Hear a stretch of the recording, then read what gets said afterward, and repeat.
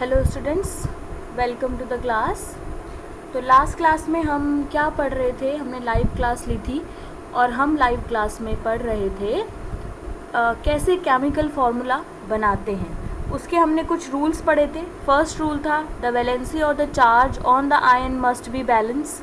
Second rule हमने पढ़ा था when a compound consist of metal and non metal the name of the symbol of the metal is written first. For example calcium oxide, calcium oxide में metal कौन सा है, calcium metal है, तो calcium symbol सबसे पहले लिखा जाएगा और ऑक्सीजन जो कि नॉन मेटल है वो सिंबल बाद में लिखा जाएगा। थर्ड हमने रूल पढ़ा था कि in compound formed with polyatomic ions the ion is enclosed in a bracket before writing the number to indicate the ratio.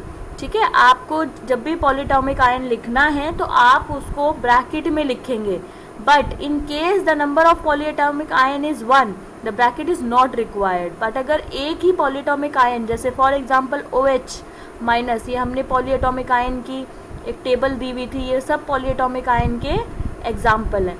तो इन सबको आप कैसे अगर आप जब भी इनको लिखेंगे किसी और कंपाउंड के साथ, किसी और एलिमेंट के साथ, तो आप हमेशा ब्रैकेट यूज़ करेंगे।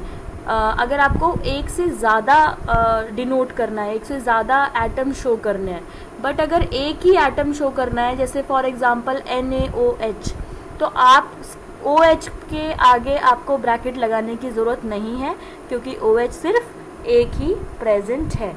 तो ये हमने कुछ रूल्स पढ़े थे लास्ट क्लास में। तो चलिए आगे बढ़ते हैं। Formula of a simple compound, ये भी मैंने बताया था आपको कि कैसे लिखा जाता है। पहले आप सिंबल लिखेंगे, आपको बोला है फॉर्मूला ऑफ हाइड्रोजन क्लोराइड, आपको लिखने के लिए बोला है। तो आपको सबसे पहले क्या लिखना है, सिंबल। सिंबल क्या है, हाइड्रोजन का H, क्लोराइड का Cl। उसके नीचे आप वैलेंसी लिखेंगे। हाइड्रोजन की वैलेंसी क्या है 1, क्लोरीन की वैलेंसी क्या होती है 1। फिर उसको हमने क्रॉस कराया आपस में। क्रॉस कराने पे जो कंपाउंड का हमें फॉर्मूला मिला वो क्या मिला, HCl। यहाँ देखेंगे सभी बच्चे एक बार, फॉर्मूला फॉर एल्यूमिनियम ऑक्साइड, तो सिंबल है Al और ऑक्साइड का, ऑक्सीजन का O। तो एल्यूमिनियम की वैलेंसी क्या होती है 3+ और ऑक्सीजन की वैलेंसी क्या होती है 2-। तो आप क्या करेंगे, इसको क्रॉस करेंगे तो आप देख रहे हैं Al2, इसकी वैलेंसी ले लेगा तो क्या करेगा ये Al2O3। तो क्रॉस करेंगे तो फॉर्मूला हमें मिलेगा Al2O3। तो ये होता है एक्सचेंज ऑफ इलेक्ट्रॉन्स। ऐसे एक्सचेंज होते हैं जब किसी भी एलिमेंट को कंपाउंड बनाना होता है। तो चलिए आगे बढ़ते हैं। यही एग्जांपल है सोडियम नाइट्रेट। नाइट्रेट क्या है, पॉलीएटॉमिक आयन है। Na सोडियम +1 होती है, नाइट्रेट की -1 होती है, तो क्या होगा NaNO3। आपको यहाँ पर कोई भी ब्रैकेट शो करने की ज़रूरत नहीं है क्योंकि वैलेंसी क्या है 1 है। ठीक है, तो चलिए आगे बढ़ते हैं।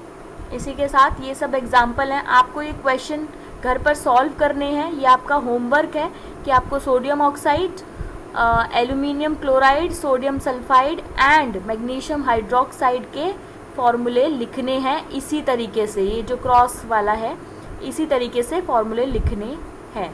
और उसके बाद ये क्वेश्चन देखिए, write down the name of compound represented by the following formula. तो आपको कंपाउंड का नाम लिखना है इसमें। ठीक है, और इसके बाद ये बड़ा इंपॉर्टेंट क्वेश्चन है, देखिए सभी, how many atoms are present in a H2S molecule and PO4 3-। ठीक है, तो कैसे हमें पता है एटॉमिसिटी कैसे निकालते हैं, number of atoms present in a molecule. तो कैसे निकालेंगे, नंबर ऑफ एटम H2S में कितने हैं 2, हाइड्रोजन कितने हैं 2, S कितना है 1, 2 + 1 दैट इज 3। तो एटॉमिसिटी क्या हुई H2S की 3। ठीक है, ऐसे ही नेक्स्ट PO4 3-। तो 3- से आपको कुछ लेना देना नहीं है। एटम्स देखेंगे, P1 है, ऑक्सीजन कितना है 4, तो 4 + 1 दैट इज 5। ठीक है, 5 इसकी एटॉमिसिटी होगी। तो यही आपको फॉलो करना है रूल जो मैंने आपको बताया है पहले भी, है ना। तो चलिए आगे बढ़ते हैं। Molecular mass and mole concept, जब तक आप इन क्वेश्चंस को प्रैक्टिस नहीं करेंगे, ट्रस्ट मी कुछ नहीं आने वाला। ठीक है, तो मैं आपको यही रिकमेंड करूँगी, आपको क्वेश्चंस प्रैक्टिस करने हैं, ये जो मैं आपको घर के लिए दे रही हूँ, और मुझे सबमिट करना है व्हाट्सएप पे या फिर गूगल क्लासरूम पे, मैं देख लूँगी। ठीक है, तो चलिए आगे बढ़ते हैं मॉलिक्यूलर मास पे। मॉलिक्यूलर मास फॉर्मूला कैसे लिखते हैं, ठीक है। तो चलिए, सो सबसे पहले how to write a formula of a compound, ठीक है, ये तो हम कर ही चुके हैं। मॉलिक्यूलर मास में सबसे पहले summation of all the atomic masses in a molecule is called as a molecular mass, ठीक है। Molecular mass is expressed in terms of atomic mass unit, जिसको हम यू भी बोल सकते हैं, AMU भी बोल सकते हो आप, यू भी बोल सकते हो, ठीक है। नाउ फॉर एग्जाम्पल, यहाँ देखिए एग्जाम्पल में देखिए, calculate the relative molecular mass of water. Water का आपको मॉलिक्यूलर मास निकालना है, तो कैसे निकालेंगे? हाइड्रोजन का एटॉमिक मास कितना होता है? 1 यूनिट। ऑक्सीजन का एटॉमिक मास कितना होता है? 16 यूनिट। एक टेबल आपकी बुक में दी हुई है, चलिए देख लेते हैं कहाँ दी हुई है, 1 सेकेंड। ये देखिए हाइड्रोजन का आपको एटॉमिक मास, टेबल नंबर 3.2 देखेंगे आप, हाइड्रोजन 1, कार्बन 12, नाइट्रोजन 14, आप इतने ही याद कर लीजिए, ठीक है। नेक्स्ट चैप्टर में हम पढ़ेंगे और भी ज़्यादा एटॉमिक मासेस के बारे में, ठीक है, तो आप इतने ही याद कर लीजिए पहले। तो चलिए देखिए इस एग्जाम्पल में हम देखते हैं कि हम मॉलिक्यूलर मास कैसे निकालते हैं, ठीक है। तो मॉलिक्यूलर मास निकालने के लिए हाइड्रोजन का एटॉमिक मास हमको पता है 1 यूनिट, है ना। ऑक्सीजन का मॉलिक्यूलर मास होता है 60, एटॉमिक मास होता है 16 यूनिट। तो क्या करेंगे हम सबसे पहले जो लिखने का जो तरीका है वो क्या है कि the molecular mass of water which contain 2 atom of hydrogen and 1 atom of oxygen is. तो सबसे पहले आप जितने भी एटम्स होंगे उसको मल्टीप्लाई करेंगे इस पर्टिकुलर हाइड्रोजन, जैसे हाइड्रोजन है, ऑक्सीजन है, या किसी भी एलिमेंट के एटॉमिक मास से। Number of atoms multiplied by the atomic mass of that element. तो आप नंबर ऑफ एटम देख रहे हैं कितना है वाटर में? 2 मल्टीप्लाई 1 क्या है? हाइड्रोजन का एटॉमिक मास। प्लस का साइन लगाएंगे, बड़ा इंपॉर्टेंट है, बीच में प्लस। जब भी आप 2 एलिमेंट को सेपरेट करेंगे तो उसके बीच में प्लस का साइन लगाएंगे एटॉमिक मास निकालने के लिए। तो प्लस का साइन लगाएंगे। ऑक्सीजन यहाँ पर कितना है? 1, सो 1 मल्टीप्लाई बाय 16। तो कितना हुआ हाइड्रोजन का atomic mass? 2 + 16 that is 18 unit. तो 18 यूनिट आपका मॉलिक्यूलर मास हो जाएगा वाटर का। नेक्स्ट देखिए, calculate the molecular mass of HNO3। HNO3 में कितने एलिमेंट दिख रहे हैं आपको? Hydrogen, nitrogen and oxygen.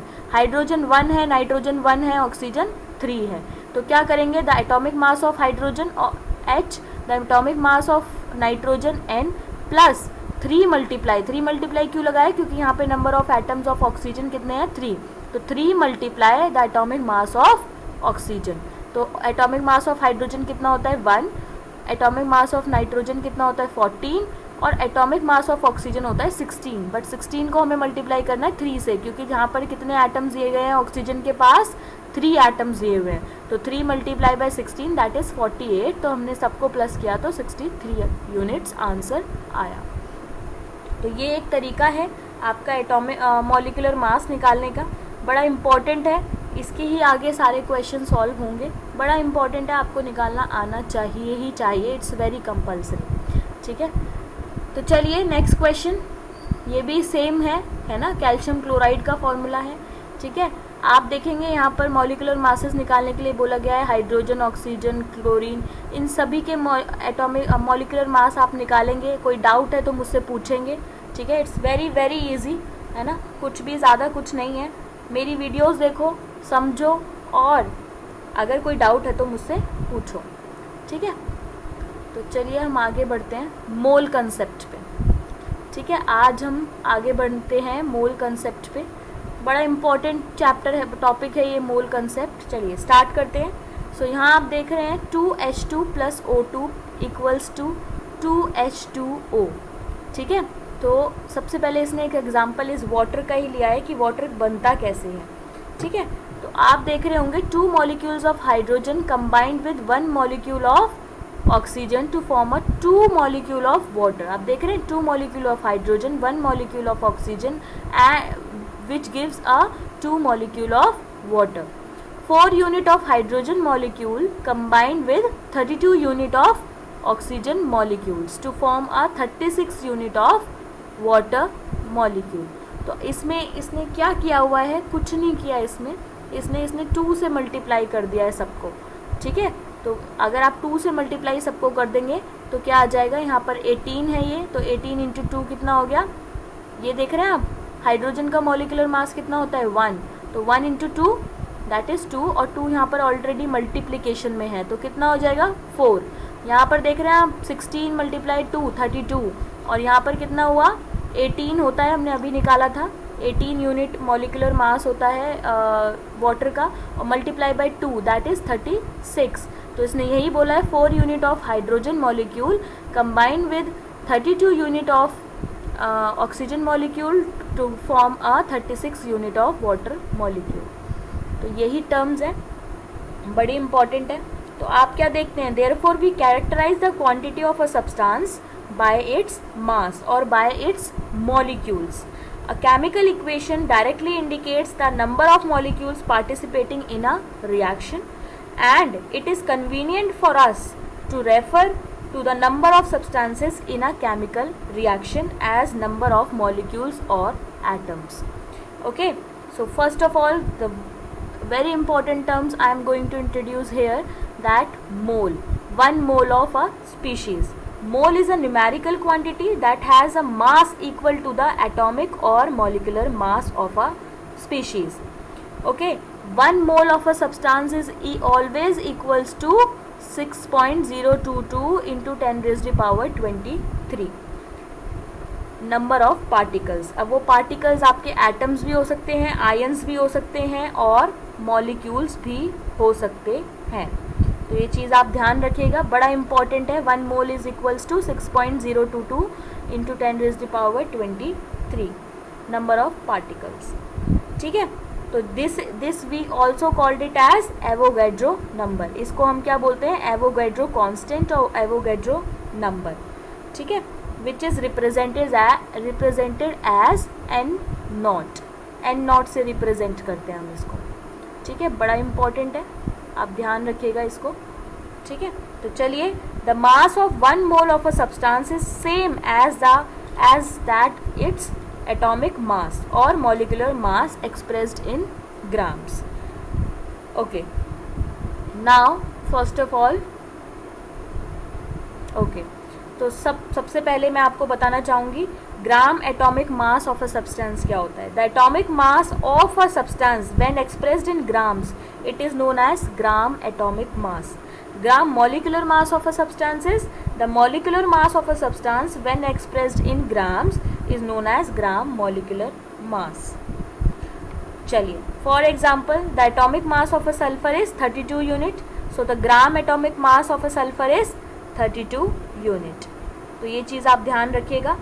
ठीक है, तो क्या होता है ग्राम एटॉमिक मास, ज़्यादा कंफ्यूज होने की ज़रूरत नहीं है। ओके, फाइन, बड़ा इंपॉर्टेंट क्वेश्चन इसके ऊपर हम करने वाले हैं, मोल कंसेप्ट के ऊपर।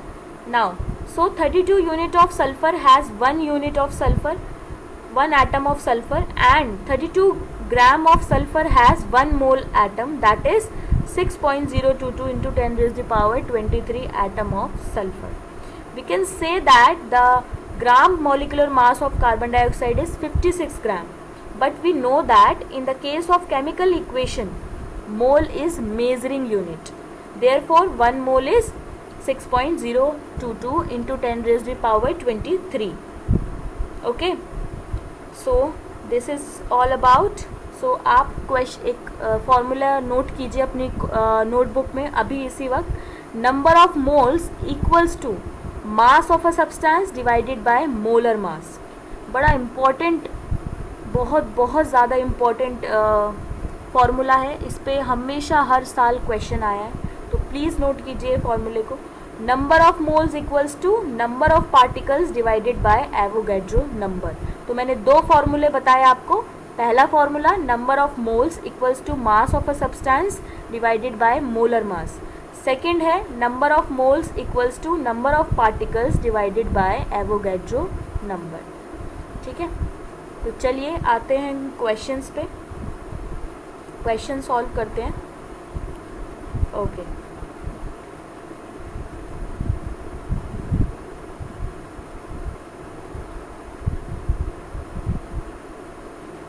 ओके फाइन, तो चलिए क्वेश्चन सॉल्व करते हैं। Example number 3.3, calculate the number of moles for the following. 52 gram of helium. ठीक है, सेकेंड है 12.044 into 10⁻23 number of helium atoms. Okay, so चलिए निकालने हैं आपको यहाँ पर नंबर ऑफ मोल्स.